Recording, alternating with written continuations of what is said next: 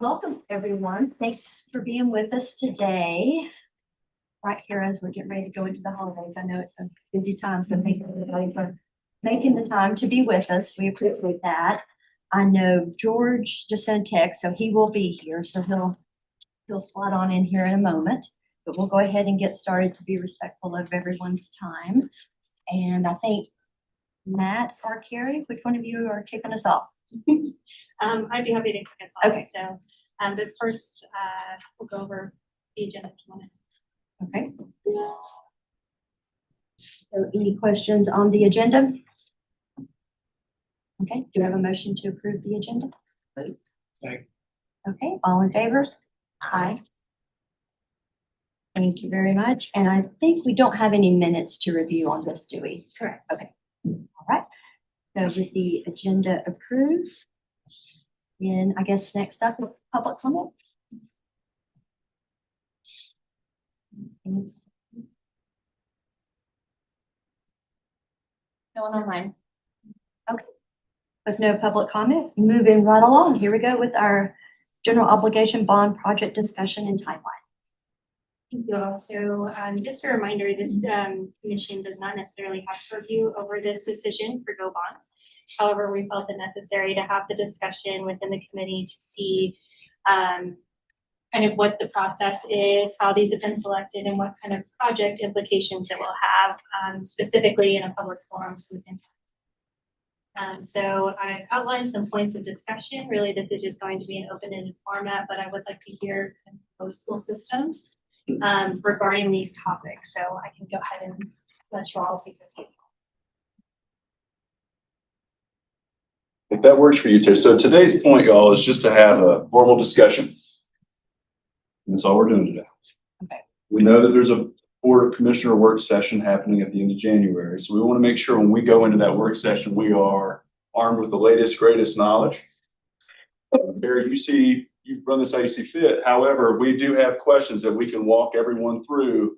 My whole thing is though, if we can, Carrie, if that's okay, I'd like to hear from both school systems on each one of these topics. Okay. Unless you disagree. But with that being said, as Carrie said, Buncombe County Schools, I think the question that we get as staff at Buncombe County is, what's the number, right? So then I would argue, what's the need? And that's what we're talking about today and how we got there. We're only talking about that today. And we're going to focus everything on that. So all of our energy is just on that. Okay? And Dr. Jackson, if you want to take it away, or Tina, or whoever.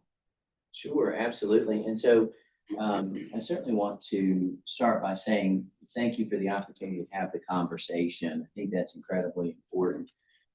We've previously shared that we've identified potential projects that exceed almost $500 million. One of the things that is very clear is that Article 39 dollars available are insufficient to help us catch up with projects that are needed today.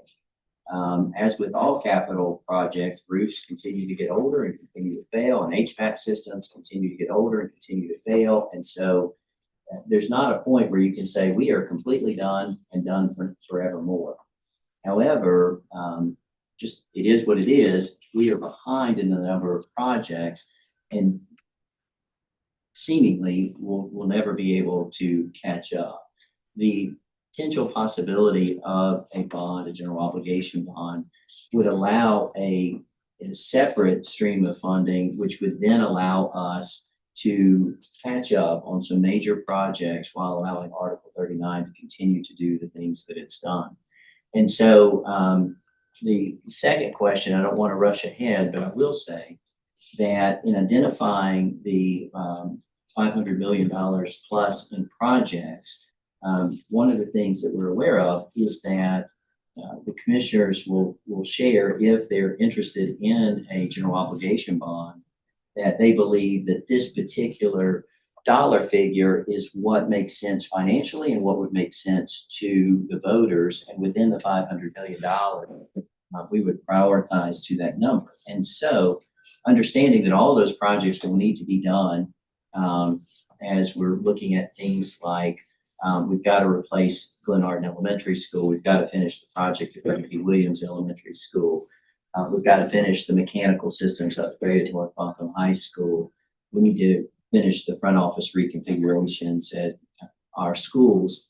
Now, within that dollar figure, we'll prioritize to that. And so we've done preliminary work to prioritize the $500 million for what does that look like if the number is 300? What does it look like if it's 250? What does it look like if it's 150? What does it look like at $100 million? In order to work within the constraints of what might be available to us. And so the projects are primarily large projects. Glenarden Elementary School, as we've talked about previously in the commission, we're at the point of HVAC failure, well beyond the expected life cycle of that system. And so rather than put millions of dollars into replacing that system, knowing the building needs to be replaced, it would make sense to go ahead and replace the building instead of putting in millions of dollars to a system that would then be wasted. So really, and I'm not sure how deep the commission wants to go into that, the projects today, but that's the work we've done.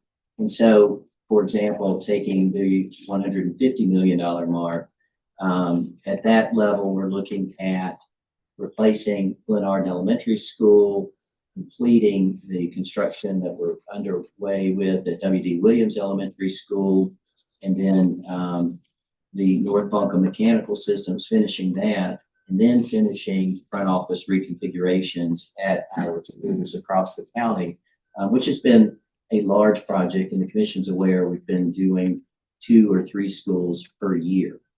That would allow us, if we were to go forward that way, to take those off the book, so to speak, and then be able to use Article 39 dollars to focus on all the roofing needs. And so we've had a lot of conversations about the projects and the needs, and so I don't want to belabor the point, but we're certainly happy to talk through the projects or our prioritization process. The last thing I'd mention is, as we looked at it, the front office reconfiguration projects, for example, give us projects across the county, and we're certainly aware of, if you place a bond in front of the voters, you want the voters to vote to approve, or I would, that bond. And so having projects across the county and multiple communities seems to give a more likelihood that the bond will be approved by the voters. And so happy to answer questions, Matt or commission, and but also don't want to belabor something we don't need to belabor. And so the order that you gave those, are those the prioritization with Glenarden, then W.D. Williams, then the North Buncombe Mechanical, then front office configurations? Is that depending on if bonds were approved and the amount? Is that the order you're prioritizing? Yes, ma'am. Yes, ma'am. And yes, ma'am. And certainly one of the things that I think that working with the commissioners, we need to have a conversation around is, so for example, if a dollar figure is given, whatever that dollar figure is, in that bond project, would the approach be to look project by project, or to use a similar mechanism that we do with Asheville City? So 85% of the bond would go to Buncombe County Schools and 15% to Asheville City. If Asheville City has projects that exceed 15%, maybe it's more than that. If they don't have projects that reach 15%, maybe it's less than that. So we recognize, even within the prioritization we have, we may have to further trim based on how that funding would be available to the school system. And so with the Glenarden, that one, based on, I think what you've said before, you're estimating around 45 million. Yes, That, and so you're expecting that really that needs, because of your concerns around HVAC and all that, the timeline on getting that started, when is it that you feel that that one really needs to begin? Like, when are you all, when would you be ready to start? so it should have started already, quite frankly, but I'll let Clark speak to that. You know, what's his commitment to, there's already some preliminary work that's been done, some schematic design. obviously we would need to understand that the funding's gonna be available before we could employ an architectural firm and get started. But, in all reality, I could, if we hit the go button today, we probably have a year's worth of design and development and approvals, maybe a year and a half, and then construction could start within a year and a half to 2 years from when that date is. W. Williams is already fully designed and in progress right now. It's just it's kind of like the Hall Creek project where we had to phase through it, and if we're able to get full amount of money, it would allow us to move through that project quicker. So we completed phase one on that one out of the Article 39, correct? And so then we had planned on doing phase two, if I'm remembering, but then because of everything that went on with the budget and the concerns around funding, we just stopped at that one because you didn't Correct. want to start phase two without knowing you could go. So, Correct. so really to go ahead and complete that one, is that around 30 million? Mhm. And does that one, could that one still be phased if you had to, if you knew that the funding was coming in regularly? Yeah, I mean, it just, yes, it could be phased. It makes it more difficult contracting wise, but yes, it could be done.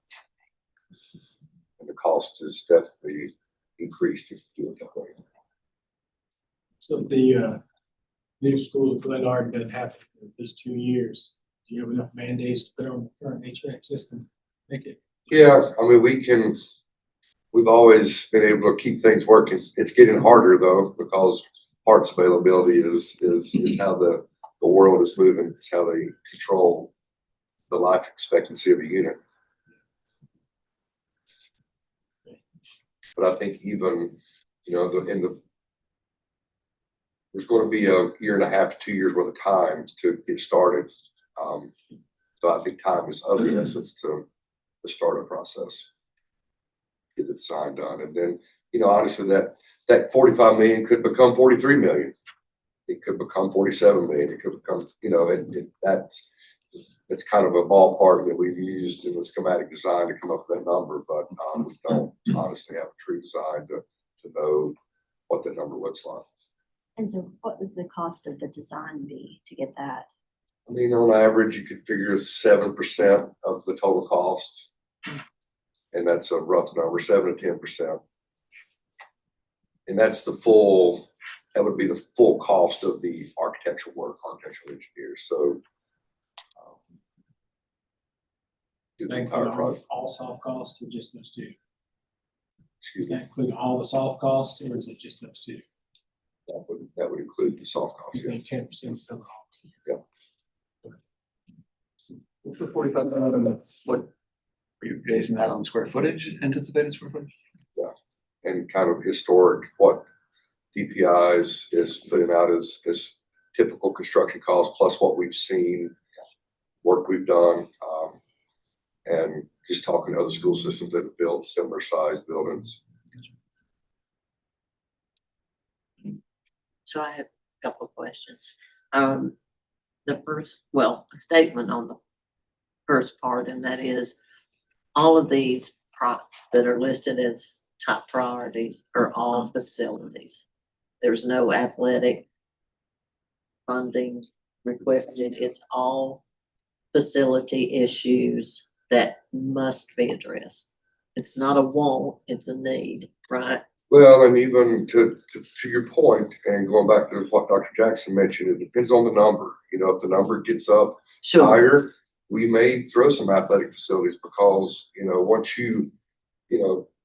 Ashland City and Buncombe County have made the choices to go to turf fields. Yeah. Well, they have a lifespan and it's not like you can choose to ignore them. They have to be replaced at a certain period of Right. time. So we do have some of the athletic numbers in here that if the funding is there, they may hit a priority.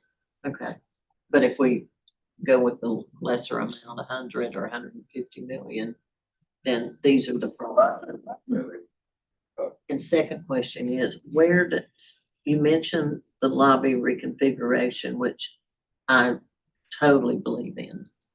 Where does that fit? Would it be after Glen Arden, after Well, W.D. Williams, In the, if 150 million is the number, that would all, then we could do we would. all of them? All of them. that's. And a that big would deal. be,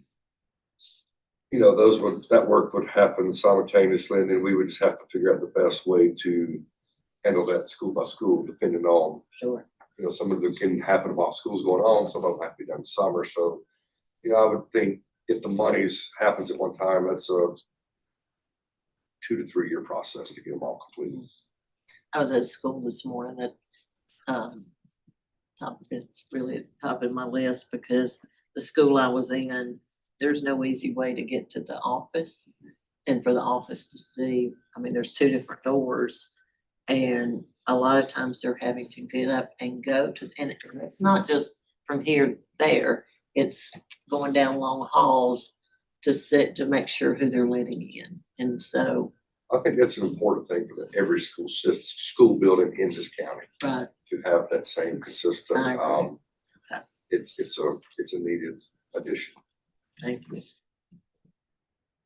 Okay, so then North Buncombe Mechanical, and that was the third one that you had mentioned, so So what would then, we've started that work already as a phased approach through the, Article 39.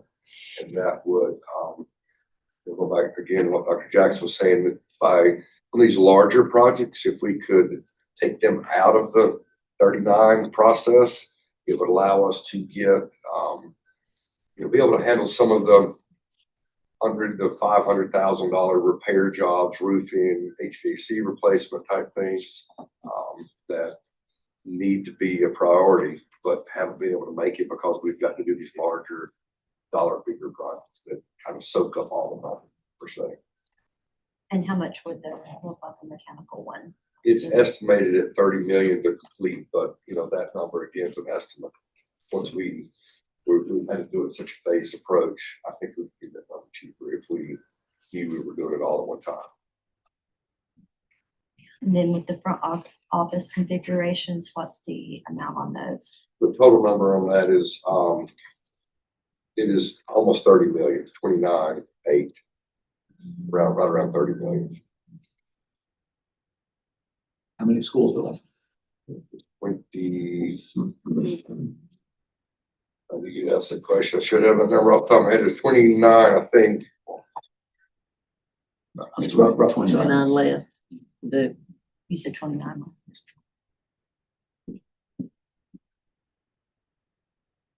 Okay, and you said that would be about 2 to 3 years to complete.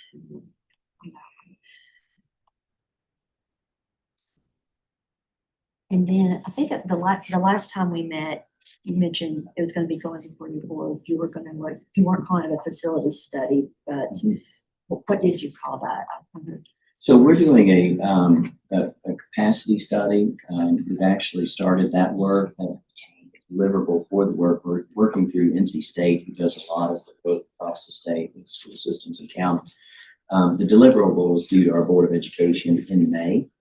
And so we're looking at enrollment patterns, population patterns across the county, understanding the dynamics and the needs that we have across the county. In these projects, I don't see these necessarily impacted by the information that comes, but it'll be important information to receive. And so we're looking forward to that, but that work has started.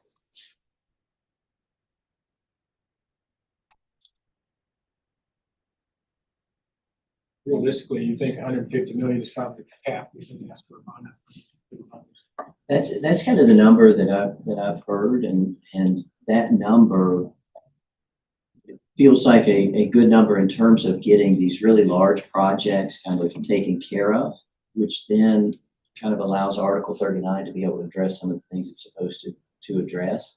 I also like it because it does have the front office reconfigurations. I know that in the past, Asheville City's mentioned that they're doing their facility study. I won't speak for them, but front office reconfigurations, maybe finishing those, because that came from the security system analysis, the third party security analysis of both school systems that happened some years back, and we're continuing to work on that to-do list. So that potentially could be something that would be countywide, regardless of school system, and so I speak for everybody else, but 150 million is kind of the number.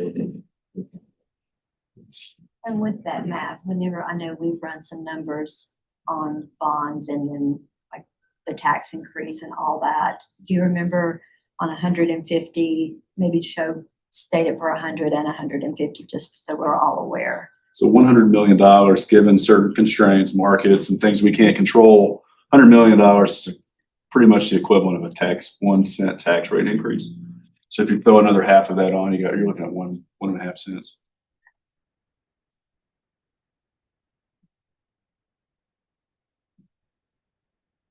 And then was there anything, Matt, that you also heard from staff just when you were having these conversations with budget and finance that they haven't addressed? Any of the questions that were kind of bubbling up in the conversations y'all were having?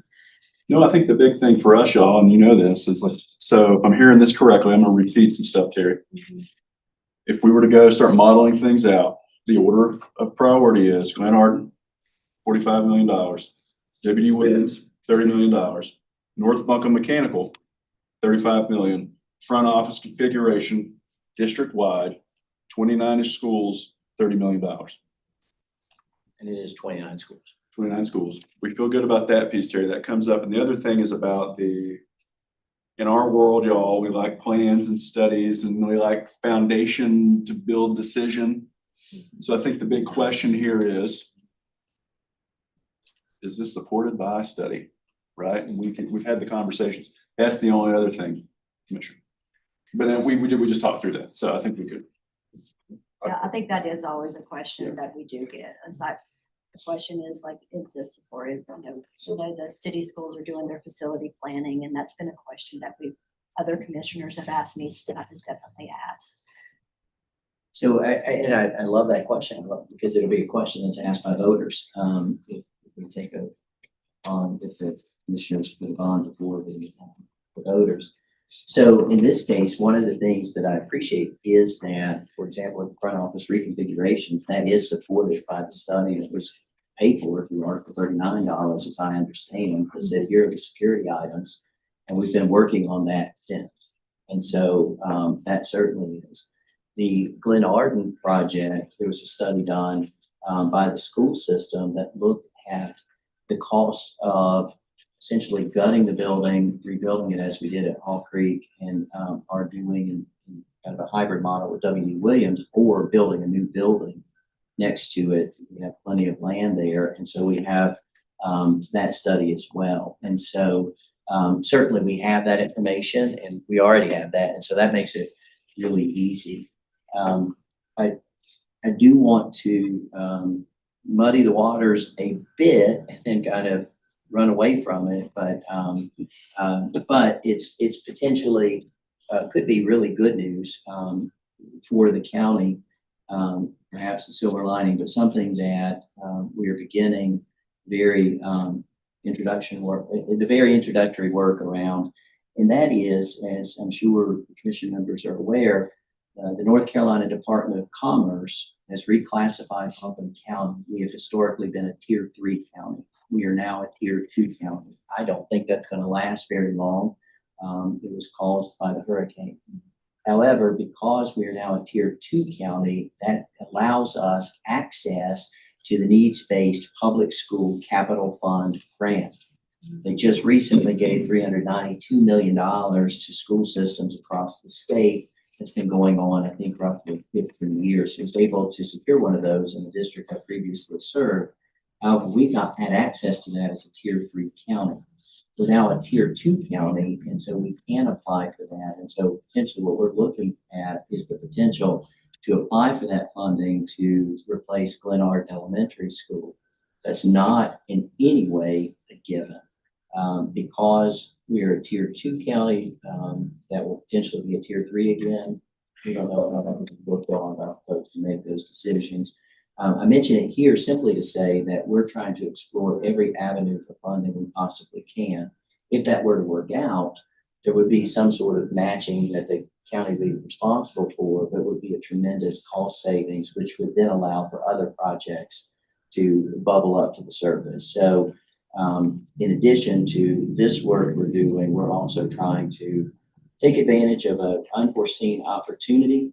And we'll certainly keep the county and I'll keep Apple apprised of our work on that. And so that application won't even go in until the fall. And so we'll keep working forward. So I just want to mention that that's a new opportunity. There's no guarantee, and it might even be a long shot because we are a county with more resources than many other counties. But we're going to chase it while the opportunity is before us. Thank you for that. And you said that doesn't even go in until this coming fall. Till the fall. What's the typical turnaround for receiving response about a grant? So they just announced in December. I believe the applications went in August, and the applications far exceeded the funding amount. And so there's a formula for how they look at it. It tends to be around low wealth counties. But one of the factors they look at is historical funding and where funding's been given, and funding's never been given to Buncombe County. And so I think there's also some motivation to help Western North Carolina as a result of what happened last year. And so potentially that could be helpful for us. And so we would know by December. And so just to be aware of that would potentially then, depending on how the bond would be placed in front of the voters, would either be, well, we save that money, so we don't need to use that money from the bond, or if it was written and would be allowed to be written, potentially have more projects than the bond would fund, which would then allow those projects to come up. And so we can do that work to see what's allowable with the through the attorneys, and it would either be just a straight savings or would allow additional work. Just curious with that one, because you mentioned applying for the Glen Arden, and maybe there's a reason you couldn't do the W.D. Williams. I'm just thinking because of W.D. Williams being in Swannanoa and because of the impact of Helene, I just wonder, would that make it more likely to get funded? So there's rules around that funding, which is primarily designed for replacing buildings, recognizing the need for that across the state, or adding a new wing, CTE wing, for example, is one example, one recent example. Because that project's underway, I don't know if it would qualify. And one point, because I'd actually written down 30 million for North Buncombe, and Matt said 35 million. It's 30. Okay. It would also be There's two more items. STs. Yes, in the one. Well, that's what I was gonna get ready to ask. It looks like we've got, for Buncombe County Schools has several mechanical upgrades. Again, we gotta run these buildings. And I think they're mostly schools, is that right? Yeah, but, well, that's on a larger, the 150 million, the other two projects that we have on our list are Estes Elementary, and it's to address our current ADM and overcrowding of the building. Maybe that's, okay. And then the other project, it was $22 million at Estes. And then one other smaller project is our transportation department that Article 39 funds we have funding for that. It's not enough. We need an additional $2 million to complete that work. So we feel that's a necessary project to complete, because our bus garage actually serves both Buncombe County and Asheville City Schools. So the Estes Elementary, you said 22 million, and what specifically is that to do? So that is to deal with our overcrowding. That building is over capacity right now. It's making additions on each wing, basically, and additions to the cafeteria to support the growth of that school. And that, again, we already have an architectural firm on board for that. We've done part of this work already through Article 39 process. It's just we did an addition to our PEP wing and an addition to one of the classroom wings but the enrollment continues. This entire addition needs to happen to make that school be able to handle the growth it's seeing. That's in the 150 million piece. The other mechanical systems are a part of the total 500 million. Thank you very much. Yes, ma'am. I was actually at the transportation department this morning. Yeah. And I may be calling it the wrong thing, but the bays that they put the buses, you can't shut the door on some of the buses because if you shut the door, you can't even walk around them. And I was shocked that whole garage area was full of buses that needed repairs Every day. because we've got some older buses. But when I heard the number, we transport over 10,000 kids a day, maintain the city. I was shocked to see all the work that's being done, but to me, it's a safety It's a thing. busy operation. Yeah, it was a safety thing, not being able to close the, Well, in the wintertime, it creates, it's just cold work environment. Yeah. You know, because you pull up the larger buses there, you can't close the door. Yeah. It's cold. Yeah, buses are bigger today than they were when the building was built. that makes sense. Yeah, he said that there were, they have to inspect every single bus every 30 Every 30 days. days. That's a big operation. And that project is shovel ready. It just needs money. We have a drawing, we have a contractor on board. We just need funds. And so basically it's upgrading that building to make it, To make larger bays so the Larger, buses okay. can. Buses are now can 80, work on. some of them are 86 feet long. And they have to be because of the number of kids that we're transporting every day. And going back to the question on the studies, two other things to bring to point at Glen Arden and W.D. Williams, both those schools are open concept schools that were also part of the safety and security study. Initially, we intended to redo Glen Arden before W.D. Williams, and there are some issues at W.D. Williams that made us change our priority. And but both those schools are identical as far as the open concept and poses a major security concern, and which is again a result of the security study done and a collaborative approach across the district.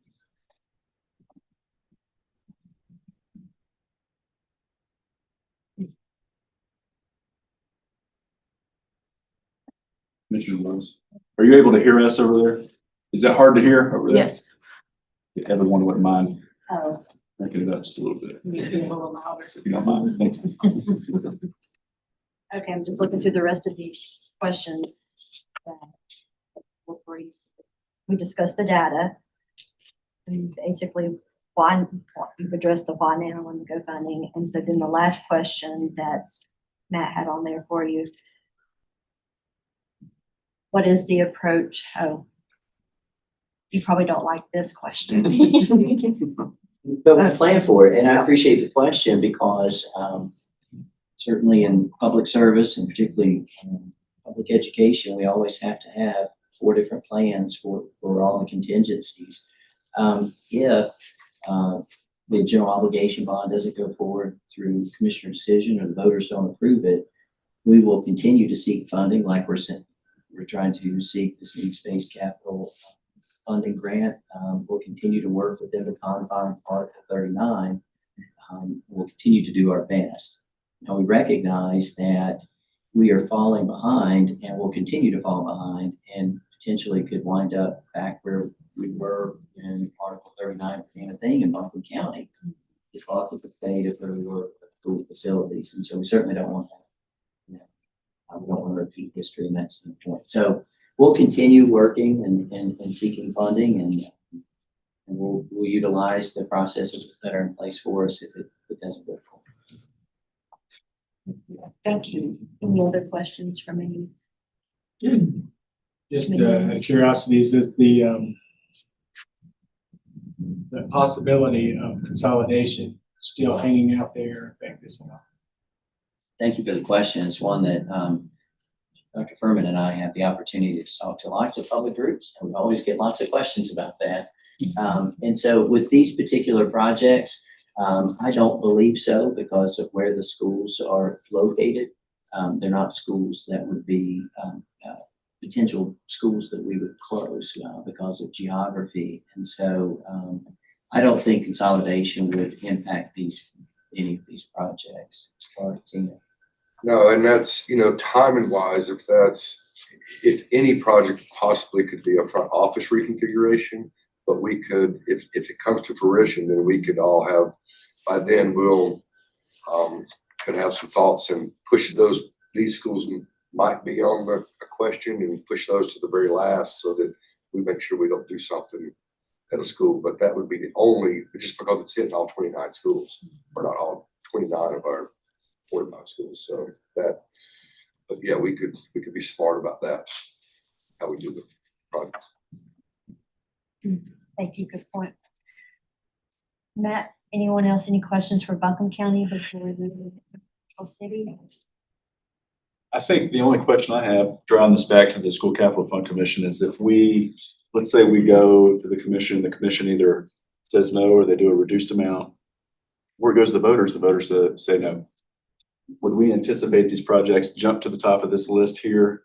So is that something that we should prepare for? Because there's a lot of roofing projects right now, and is the approach there to keep the phased roofing projects ahead of the new buildings, given the financial constraints? Those are kind of the thoughts that roll around in my head.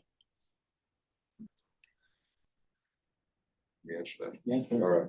It would, we're gonna have to address Williams and Glenard. There's really no choice. At the speed at which we do it, that's obviously will be a conversation. Even the mechanical upgrades, like I told Buncombe, the projects that you see that we've listed here, we could forego the front office reconfigurations, all of them.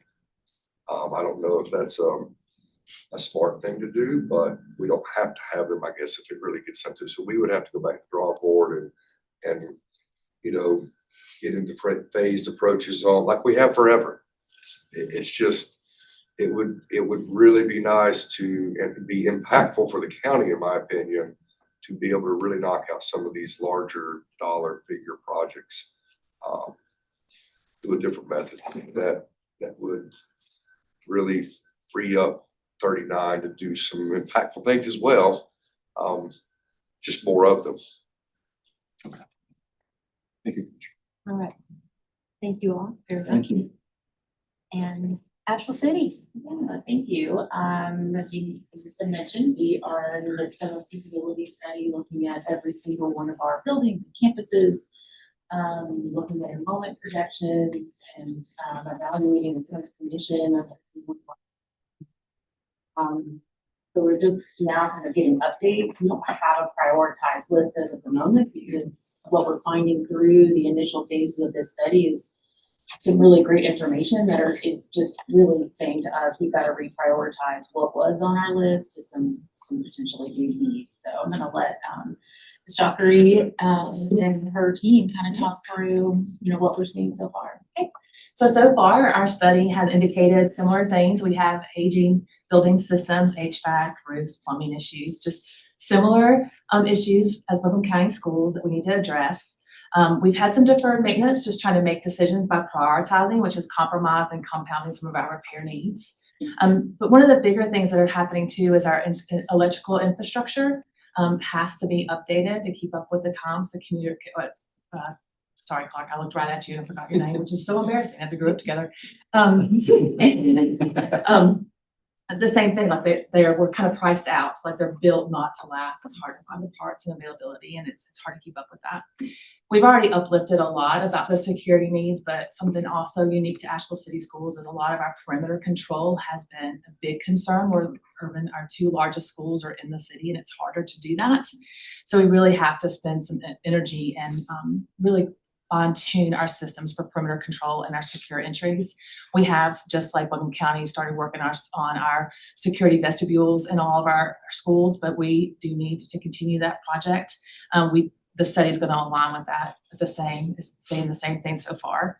But we also have some operational insufficiencies caused by some of our outdated our buildings weren't built to withstand what our current needs are. So we are gonna need to make some adjustments to that, very similar to what you mentioned in transportation, but we're also seeing that within some of our school buildings.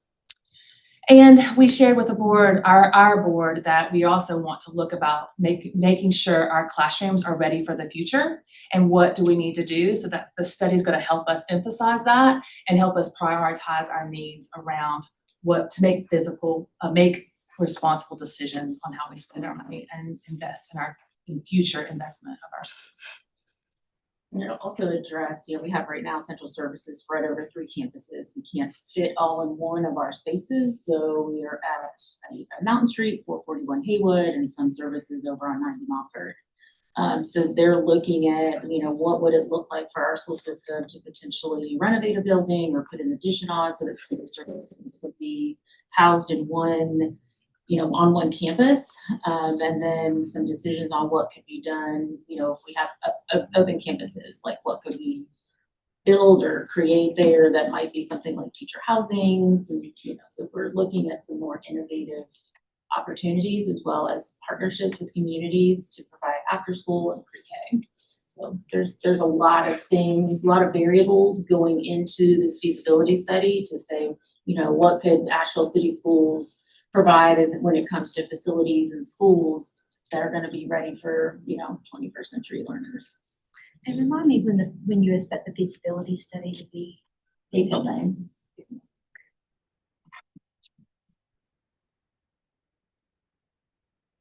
Once that's done, I can assure you we will have a very detailed and lengthy list of facilities projects that we would very much be eager to have a GEO bond support. So basically, you're seeing some trends, and you'll know. We'll say May. In May, you'll know more about specifics. Okay. And Matt, can you give our GeoBond timeline just so everybody's aware of how that process works for us? So it's GeoBond. It's multifold, I suppose. And the calendar that we're looking at here today is really to support the referendum process, not so much the actual issuance of the bonds themselves. But the thought is, Commissioner, that we would need to have pretty solid numbers ready to go for June 2026. Because though that time frame signals the first real administrative action that needs to happen. And then Melissa and I and whoever will just be in constant communication with the LGC from that point on. And then happy to clarify anything else there, Commissioner, but I believe that's really it all boils down to we need to kind of be in a good spot by June.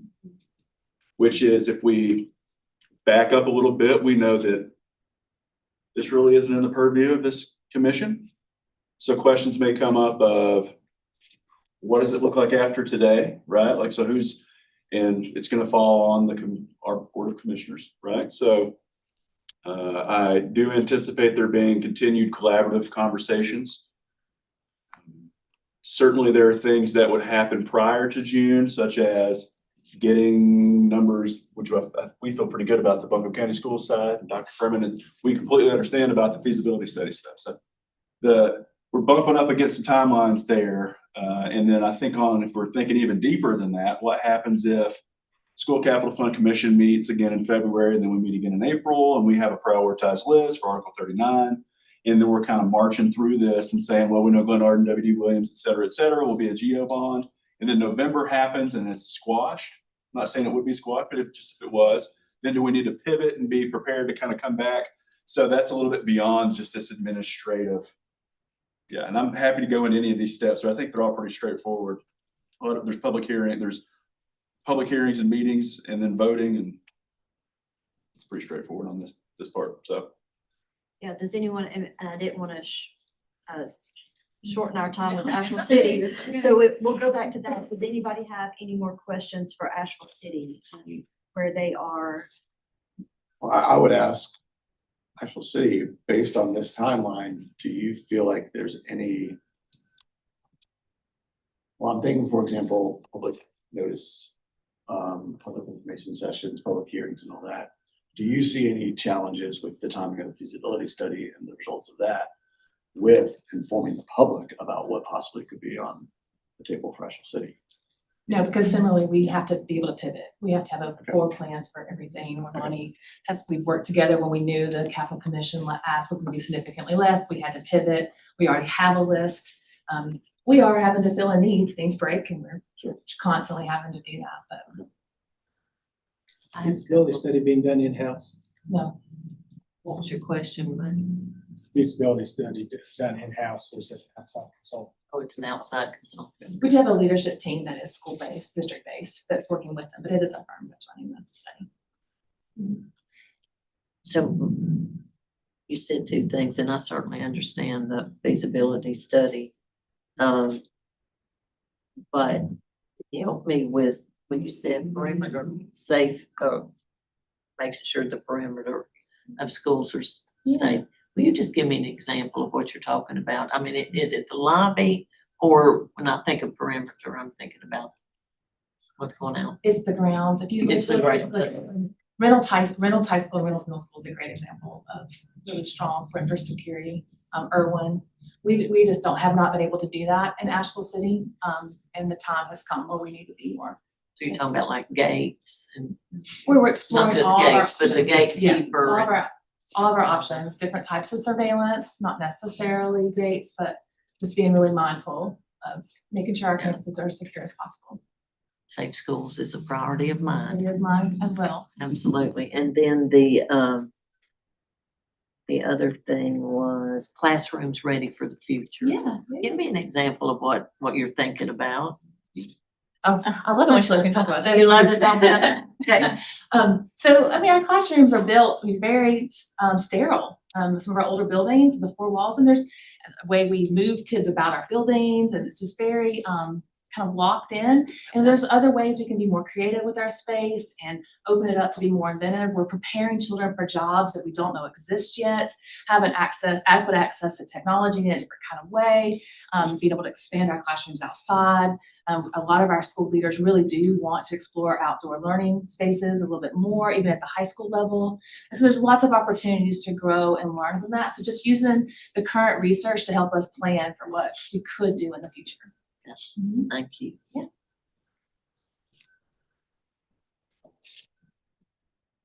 Do you have any other questions? Just a comment, my experience with the bond that we had, and I know we went back and tried to find the date, was that when I would go out and speak to people about please approve the bond, it was, well, what districts are gonna benefit from this? So the more schools we have involved, people get a lot more interested. I know it was easier in the district I represented, because we were getting not a new school. Emma's not a new school, but it was a major renovation. But if you go to another district and they're not getting anything, they're like, well, why do I want my taxes to go up? So that's just my belief is how that would work. Does anyone have questions about the bond timeline and that process from either school as well? And Matt, I think for us, we'll have our next budget meeting in January and we'll be discussing capital. And I think at that time, we're also going to probably have some discussion on the GEO bonds. Yeah, I felt it was a disservice, y'all, to go in front of the Board of Commissioners and not have everybody in the room and talk about kind of where we are. I don't want to just fly numbers out on a screen. So thank you all. And we understand the feasibility. That's what we like, right? So it's comprehensive. So it's going to be schools, county, et cetera, et cetera. Yeah. And Kim, to your point, I think it's the state, North Carolina publishes through the LGC, they publish data about success rates with GEO bonds. And if you look down the list across the state, you're typically going to see schools, right? So I think what our maybe not as worried about that piece as much as what's really driving the number and what's really the point in which we need to go on this first referendum, right? So that's kind of what we're chasing here. So. Actually, can I ask a question about that? Thank you. Yeah. Buncombe County, you have your numbers that actually total 159, if my math is correct. So you were saying 150 million. Matt, you were saying it's about a penny per. 100 million-ish, yeah. So does that mean, as this thing goes in front of county commissioners, as we start, as the community, whatever that is, starts to push for the possibility of go bonds, are we floating a number that's close to that 150 or 100 without actual city quite understanding? Or I guess it kind of goes back to what Dr. Jackson said at the beginning, like, let's say that hypothetically 100 million is what the go bond is for. Who then decides how much goes toward actual city, toward Buncombe County? And does that then influence the amount of money that we would then, I'm putting lots of people under that umbrella, would then ask in terms of that referendum? That's a great point. Heidi, thank you for reaching out over the last week. I think I reached out to you. One thing we wanted to make clear, and you all are the finance professionals for the schools, but I think I understand it okay, and please correct me if I'm wrong. You know, the current expense that the county commission approves every year, we share 80% percentage, right? School Capital Fund Commission, we used to do that 80% percentage, 75-ish, 15-ish, and they said, no, it has to be need-based. So this capital, the thought with the GO bond, right? Like and I don't want to speak for management here, but it's not a thing where if we give Buncombe County School, it's not formally yet a thing where if we give Buncombe County Schools a certain portion, it's entitling Asheville City Schools. So I think we're going to your point, George. I think we got to keep having that conversation about what it truly looks like. And again, I would just hope that the need, because here's the thing, y'all, right? Like if I've said this before, I'm sorry, but School Capital Fund Commission is kind of this beautiful little playground where we have parameters and funding for things, right? The downside of that is we run out of the walls close in too tight. We can't afford everything. But now we're pulling these projects out and competing against all the other priorities for the county, right? So Commissioner, unfortunately, you've got the duty of going up there and saying, okay, we've got operating budget increases for the county. We've got county capital projects that have to happen. We've got debt we haven't even issued yet for current projects. And now we're going to have additional GO bonds. So George, to that point, we're going to have to work it out over the next few months, right? And there's where the question comes of, I know I kept saying to use the word we. Yeah. So then in that case, just from my understanding, who then becomes we? When we say we've got to work it out, it's not just the people. We would, in my mind, correct me if y'all feel otherwise, the superintendent's chatting with our management team, which I believe then talk to the commissioners, and then there's multiple public discussions that will happen prior to budget adoption, one being this January work session where we will talk this out. It's interesting in my seat, which I really love this kind of work. It's like, give us a number. And then I'm like, well, I don't know what your appetite is as a commissioner, right? So it's like, what is the number against all the other things? I could very easily step up in the January meeting and say, we need 150, 200 million. That's an isolation. That's in a vacuum of itself, right? So those are that's the nuance of budgeting, right? Yeah, we love it in Article 39 because we got $15 million to make it work. This is kind of like how much can we raise the tax rate? Right? And the ultimate we is the commissioners. So that's all. There are two more things I would like to say really quick, because we've talked a lot about school operational, like the day-to-day school is like, but I just want to remind the commission that two big, very important things. During the hurricane, both school systems used their campuses to help heal our community. We had water distribution, we were supplying medical supplies, we opened our doors to FEMA, to other organizations to come in and stay and sleep in our schools. Like, it's not, our schools should be a community spot where everyone goes to feel safe and together, no matter what it is. Same is true for athletics and band and all of the things. So the second thing is this is a safe haven for our children. It's not just about the academics pieces. We want to open our doors to Parks and Rec. The YMCA uses both districts have access to different organizations that come in. And the ultimate goal is to build a safe place for all of our kids to grow and thrive. And in this community, it's so needed. And it's something we have to constantly keep our eye on and not get locked down and just operational day to day. Because our students are our students 24 hours a day, 7 days a week. They don't just come to us for class. So please remember that. Good point. I actually also throw in families, right? Kids in our families. So I think it's a good marketing.